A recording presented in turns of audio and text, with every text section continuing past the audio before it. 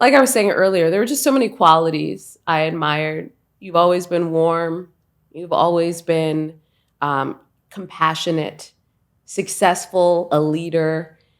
Just so many great things about you, a man of integrity. And I just feel Mm. like all of that really shined through in this book. And I just hope you're so incredibly proud of the work that you've brought forward um, because it really is changing lives.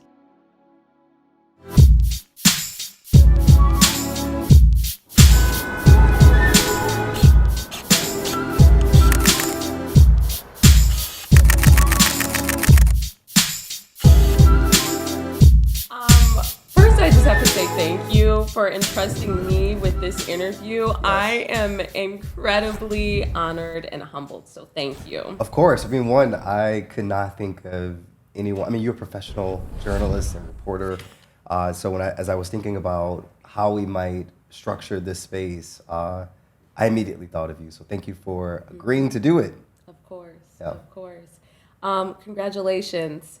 From foster care to Yes. college. Yes. This has been what, 2 years in the making or It's been longer? many. It's been more years, right? I got the contract for this book in 2019, and I sat on it. But I mean, we can jump into Yeah. why I wrote the book and why it's so important for now. But I sat on it because I think you're right when you have something to say. Hmm. And for a while, I didn't have anything to say about it. So there was initial momentum, and then I lost it, and then I revisited it. And so I'm glad to bring it into fruition today. Well, I am just constantly so impressed by you. I was reading your bio in preparation for this interview, and I'm like, tenured professor, author, 5 books now, right? Yeah. 5 published books, researcher. If you weren't doing the work you're doing now, what would you be doing? Wait, you want my real answer, or you Yes, want my? give me the I would real. be a crooner. What? I would be singing in LA, pursuing my dreams. I can't sing, by the way, but I imagine that I could. I would be a singer and performing in my pinstripe suit with my fedora hat on, with dim lights and a piano, all that. Yeah, I would be a, or I would be a lawyer. Totally Yeah. opposites. I love it. Well, you're so stylish. I Thank can you. see the singer. But I definitely want to get into the book and dive into the book. It was fascinating, Royale, because I feel like I know so much about you. We obviously went to college together, and I have so many, or there are so many qualities about you that I Mm. admire. But in reading this book, From Foster Care to College, I realized there was so much I didn't know about you, Mm-hmm. and a lot to learn about Yeah. you and your childhood, and really appreciated how transparent you were in sharing your story and Mm-hmm. your near brush with the foster care system. So first, I just want to talk about your childhood Yeah. and the impact that it had on you. Yeah, I think people are really surprised when I offer insights about my childhood Yeah. because my life has been shaped by grace in many Mm-hmm. ways. When you think about where I come from, Chicago, the community I was embedded, when I was exposed to it as a kid, uh, it's very few from my community who end up where I am, and so that is only through grace, divine grace. But I benefited from a family, a very strong knit family who chipped in during a really difficult season in my mom's life to support my sister and I. My sister was very young, Mm-hmm. but I benefited from the care from aunts in particular.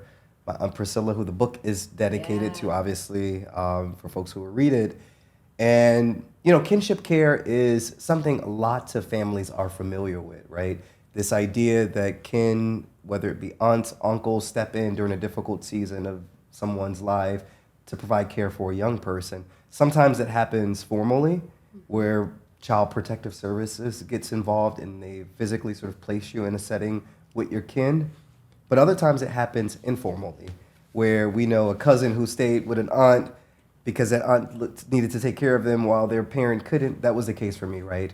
Right. And that was my sort of near exposure to Child Protective Services. So I don't purport to speak on behalf of the experiences of those who have been in the foster care system and who have experienced what oftentimes are the really harsh realities of being in a system that doesn't serve them well.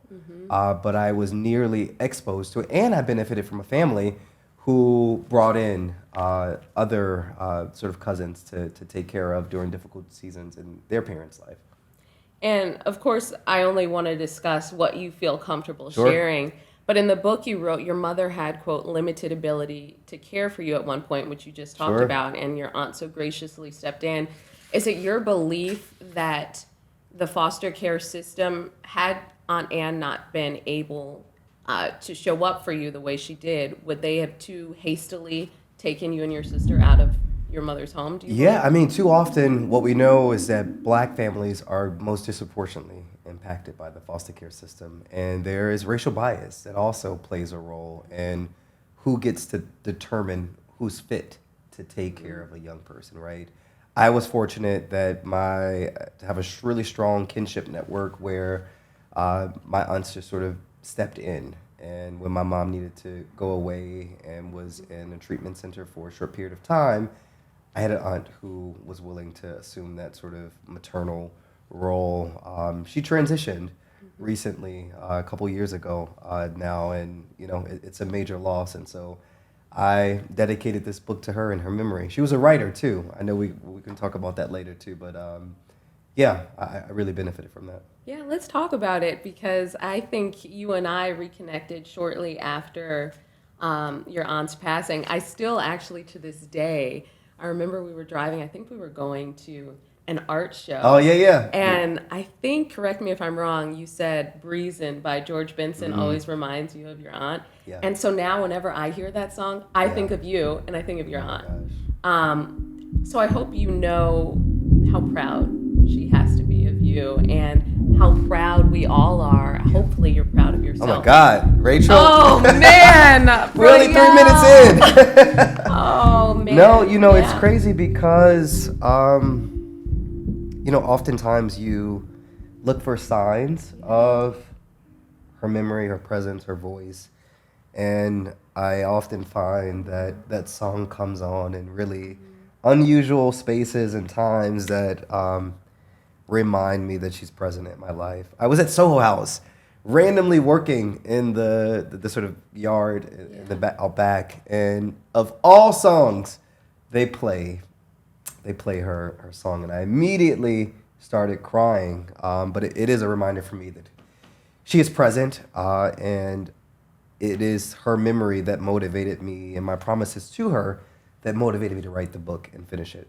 Yeah, and you Yeah. promise to yourself too. Yeah, give me some tissue. Oh man, I know. I need to put it in the center here. I'm hogging it. Thank you. This is just a question now that we're talking about fulfilling promises too, that's been on my mind. If you have any advice, and I obviously want to get into the book in a moment, but for anyone out there who has a promise or a goal to themselves that they want to fulfill and they haven't yet, a dream they're still waiting to realize. I know you said in the book that it took a village, but what Yeah. advice would you have for someone? Yeah, I mean, I think no major deed and accomplishment is done in isolation, right? I think that is a myth. That this idea that people are able to do things solely by themselves, independently. I know that is a narrative that we push and peddle as part of the American dream. Pull yourself up by your bootstraps. But I benefited from a really strong community of folks whose spoken belief in me, but also unspoken belief in me, gave me the motivation, wherewithal to do what I did. And so I think for folks who are thinking about what that goal is and how to enact it, it's leaning into that community, that leaning into those kinship networks, fictive or otherwise, to bring that into fruition. And that when you feel you doubt yourself, that folks can speak belief into you and possibility, and that you can speak it into yourself. So we were talking a bit about your personal experience and the difficulties, the challenges that were going on in your household when Yeah. you were a child. I also read in the book that your home became a safe haven for a cousin of yours. Yeah. Can you talk a little bit about that? Because I think it's important to give your book context. Yeah. So I had a cousin who came to stay with us for a period of time. She was in the foster care system, and she's like a sister to me. You know, we've spent so much time growing up together, and she was like a caretaker too. But yeah, she lived with us for a long period of time, and I vividly sort of recall the day that she was brought to our house and the social worker coming to inspect the space and us having to present like we are, you know, a solid sort of family that can provide the care that she needed. And so, yeah, I benefited from kinship care, but I was also a part of a family that took in a cousin as well to provide kinship care. And was that a positive experience for her overall, or did she end Yeah. up going into the foster care system or back to her family, No, her she- biological parents? Or Yeah, no, okay. she stayed with us for a Okay. period until she sort of aged out of the foster Right. care system. So what we know from research consistently is that youth fare better when they have the opportunity to be connected with kin, right? When you separate families and put them in child protective services with families who they don't know across racial, cultural sort of identities, they're more exposed to different sort of challenges. But if we can keep them close to their kinship networks, they fare better. There are also a large subset of the population who age out of the system. So 400,000 young people in foster care, roughly 20,000 age out of the system each year. They're at a heightened risk of incarceration, mental health challenges, teen pregnancy, substance abuse, etc. Because who at 18 is ready to be an adult? Fortunately, most states have extended foster care support until 21 and beyond, because we know that that transition can be rough. And so my cousin who lived with us, she sort of was aging out of the system and had an opportunity to move into independent living, where the state sort of involved themselves and provided financial support in order for her to have her own place. And that leads us right into the book. And tell us, why is it so important for us all to be aware of the deficiencies within our foster care system, and why you said especially, why do educators and policymakers need to read this book? Yeah, so I mentioned earlier that in 2019 or so, I got the contract for this book, right? And I sat on it for a while. One, I was a new tenure track assistant professor at Penn State University, and I felt like, you know, I'm a professor, I should write a book, right? That's what we do. Right. And I jumped into getting a contract and just sort of sat on it a while. Wasn't really ready to write a book. There was a national moment that happened in Columbus, Ohio, where a young person, Micaiah Bryant, black youth, young girl, 16, 17 years old, was brutally murdered by a Columbus City police officer. The interesting story about Columbus is I lived in Columbus, Ohio. I was a graduate student at Ohio State University. I worked in a research center as a postdoc, and we collaborated with Franklin County Children's Services, which was the child protective services that was responsible for caring for Micaiah, right? So this national moment happens in the world that brings attention to a young person who's in care, who is murdered by the hands of a police officer because she calls the police because she was getting jumped by two of her foster siblings in a house. What I was struck by in this story is that there have been so many calls from 911 about concerns in this foster care placement with the care that she was being provided and the other foster siblings who were there.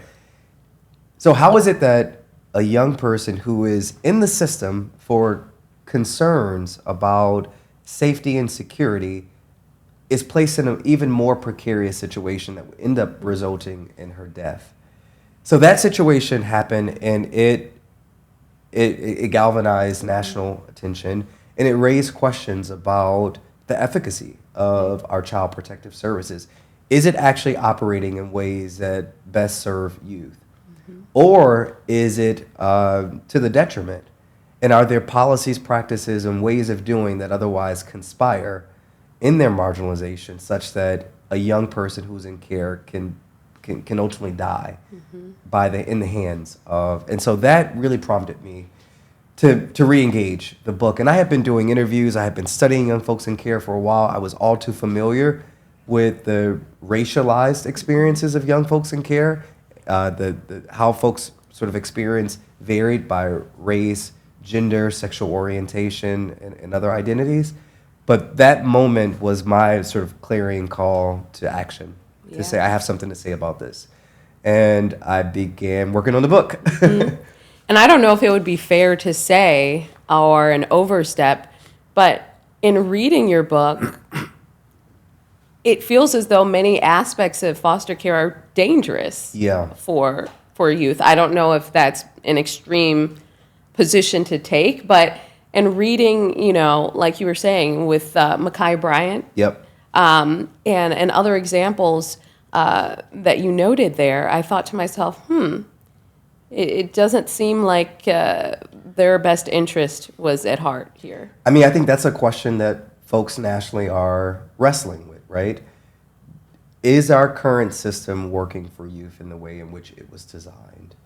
There's a really notable scholar, black woman, legal professor, Dorothy Roberts, who's written a really powerful book who talks about the system as a family separation system, not as a child protective service. It's not a foster care. It's not providing much care, but it in fact operates in ways that are designed to separate black families, because black and native families are most disparately impacted by it, right?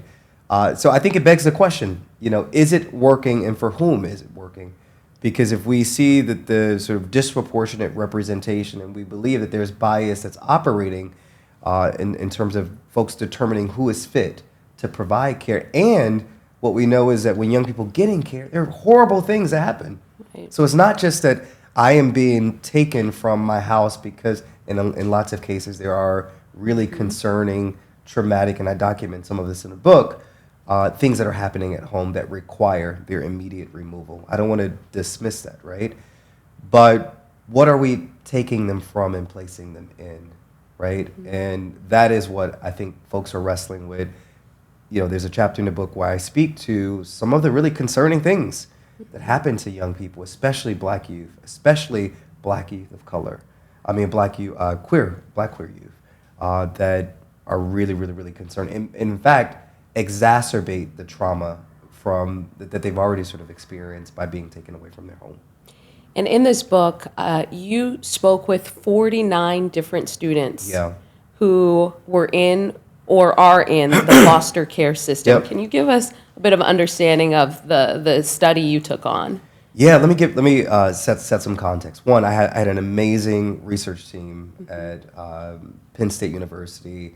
Shout out to Alante Moon. Shout out to Gabrielle Kim. Shout out to Gabrielle Paluto, Alex Kinney, my doctoral students who I had the fortunate pleasure of working with and who helped me bring this project into fruition. When I started thinking about this study, I think, one, researchers often approach work from a gaze, right? We're looking into communities and issues, and we're identifying problems to design a study around.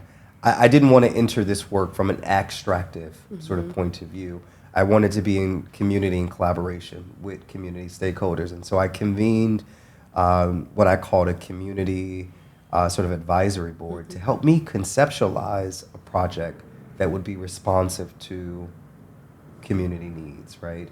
I don't want to just say what I think is important to study. I wanted that to be in collaboration. So there's a lot of thought and care that went into designing a project that involved young people, that centered their voices. And then I also thought about what it means to design a study from an asset-based lens, right? I don't look at young people in care as broken. I don't look at young people in care as being deficient.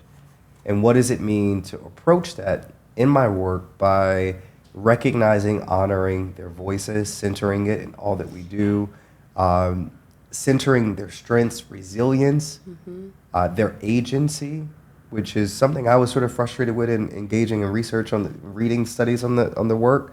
And so that is the sort of conceptual framing of how I thought about this book, my team and I engaged in what we call life story interviews.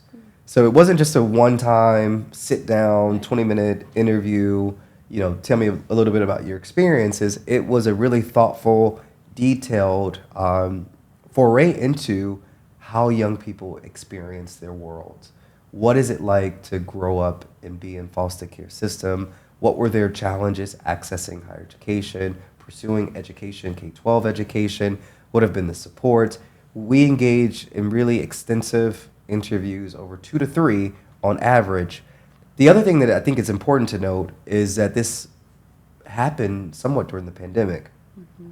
And so as we were in the phase of data collection for this project, the pandemic happens and colleges and universities were closing the doors of their campus.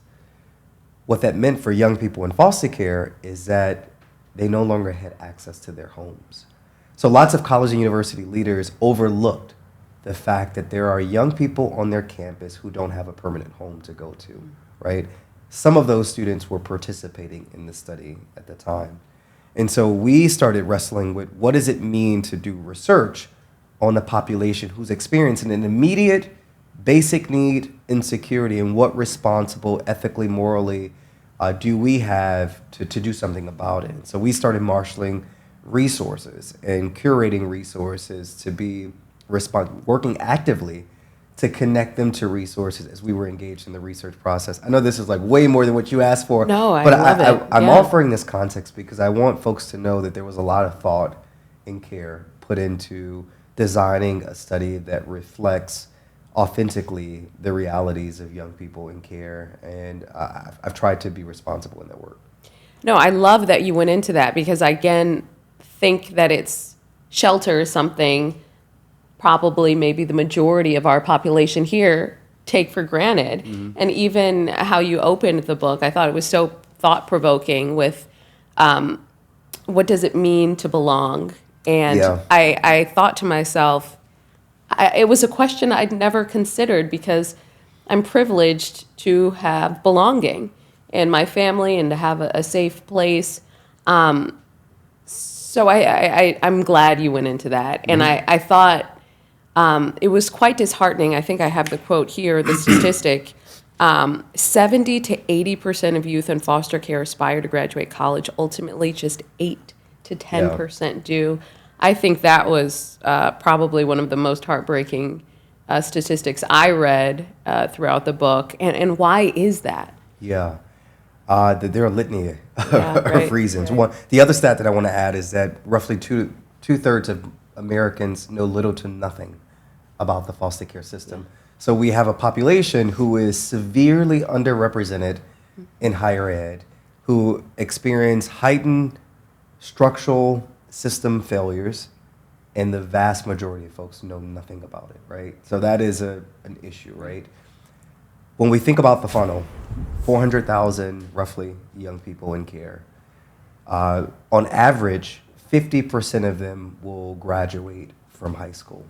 Of that 50%, 70 to 80% of them aspire to go to college. Only about 20% will enroll. As little as 8 to 10 will graduate. The funnel, it shrinks, right? Right. That's very few students across the country. And there are lots of challenges. One, the trauma of being separated and physically removed from your home has consequences for how you show up in school. The challenges that you experience.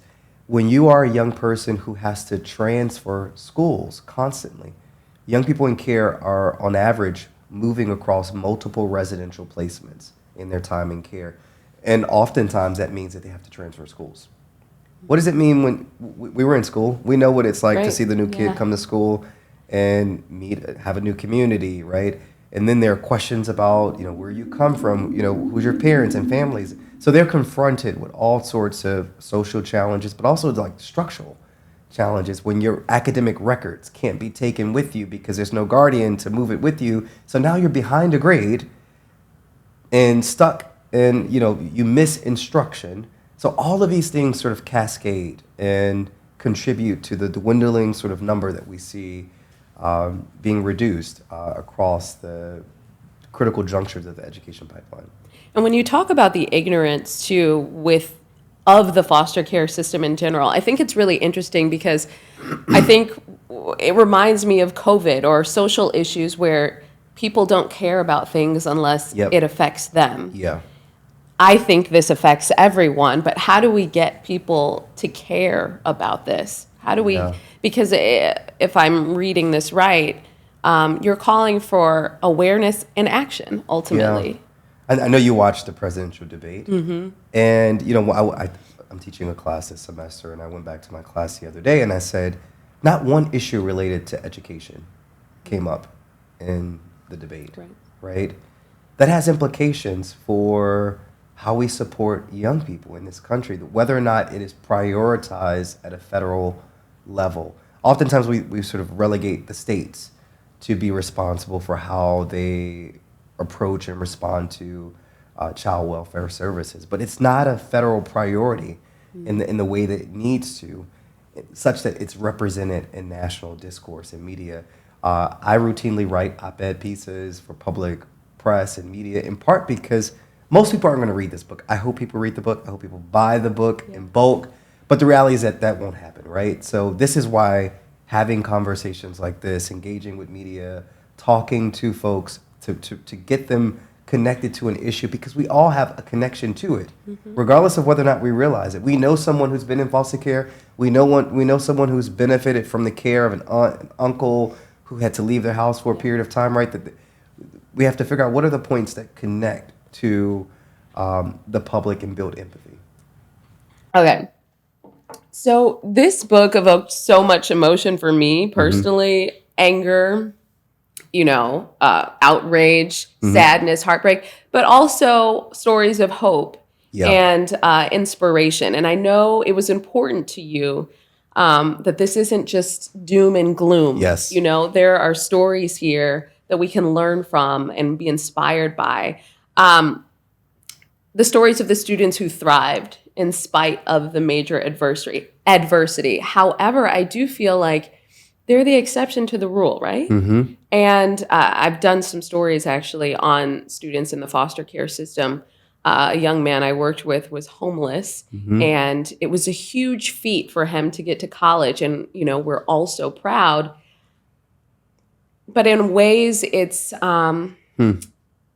difficult because I feel like they just have to work so much harder to meet everyone else where they are. Yeah.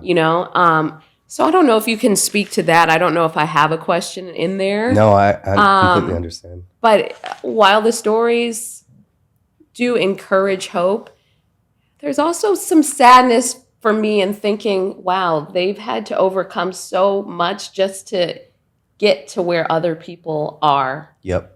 I'm happy to respond to that. While I was clear that I wanted to celebrate and amplify the voices of young people who have been resilient and been able to navigate systemic shortcomings to pursue their goal of higher education, the fact that young people have to be resilient is problematic, right? The fact that people have to be gritty in order to be. Can we imagine a world where it does not require grit in order to be successful, right? That there are some young people, by way of their identity, by way of their class, gender, race, etc., are privileged to experience a world where it doesn't require resilience, it doesn't require this fortitude and perseverance to be able to overcome really systemic challenges. Imagine these young people who have been successful in this book, imagine what they could do if they had not had to challenge, to sort of be exposed to all of the challenges that they had, right? Probably even more. So that is my goal. It is not to make little or light of the really harsh realities that they've sort of experienced, but I wanted to,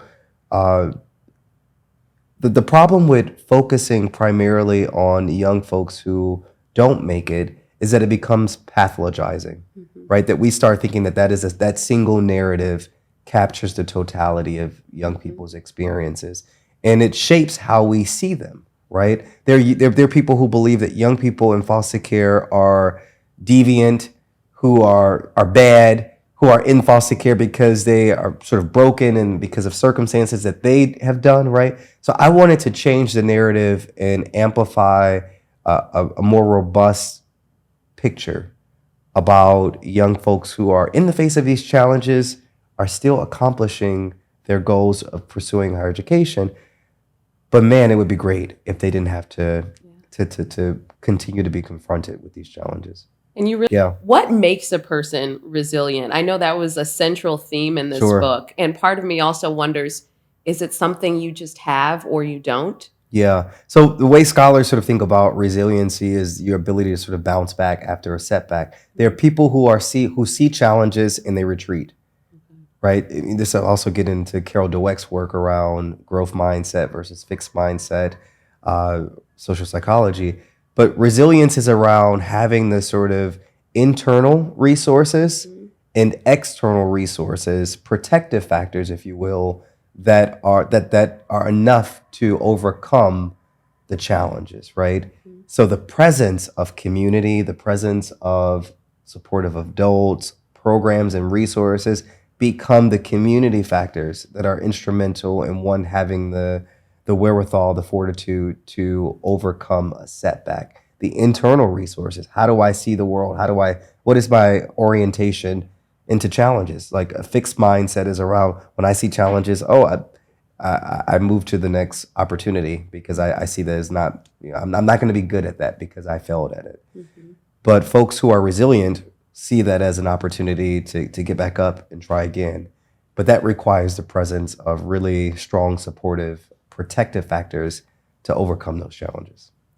I think, Royale, a lot of times we underestimate our own power to bring about change. So is there anything that someone watching this interview can do to improve the material condition of someone's life, a student's life in foster care? Yeah, I mean, one, learn about the system. Learn about how it operates in your state in particular. What are the policies? One, how many youth are in care in your state? There are opportunities to get involved, to be special sort of advocates on behalf of youth to the court, because oftentimes they don't have representatives. And there are opportunities to do that, go through training. I'm not saying that everyone needs to sign up and be a foster parent or adopt kids. I'm not saying that that is the pathway, but just be aware of it and how it may show up in your day-to-day life. For teachers, for instance, who are listening to this, who read the book, being sensitive to the identities of young people in your classroom when there are challenges that are happening at home. There's a story in the book where a young person talks about their teacher. They're sort of into it. There's a behavioral issue in the classroom, and the teacher outs them by saying, "That's why you're a foster kid. That's why your parents don't love you." Something like that.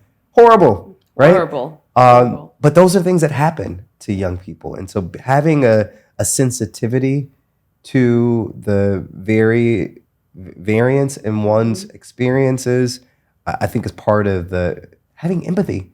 I think that's part of it. Would you say writing this book changed you in any way? That's a good question. Yeah. But then you would ask me, how did it change me, right? You know what's next. Right. This is my 5th book. This is the first that I've written by myself. And I underestimated the level of focus, discipline, comfort with my own voice that I needed to see it through. It was difficult to write.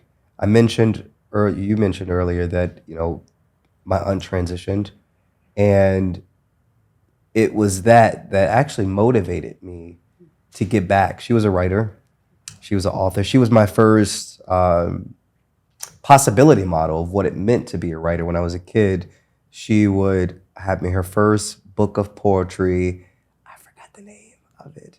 Oh, it's escaping me. It's going to come to me. Yeah. But her first book of poetry, I was like, I don't know. I think did it start with a C? A C. I feel like it'll come to me. Okay. No, it's an E. Emotions of My Heart. Okay. She's written all sorts of things, right? But her first book was a book of poems. And I remember as a kid helping her proof it. We had like Word Perfect back in the day, or just Word, like it was not Microsoft Word.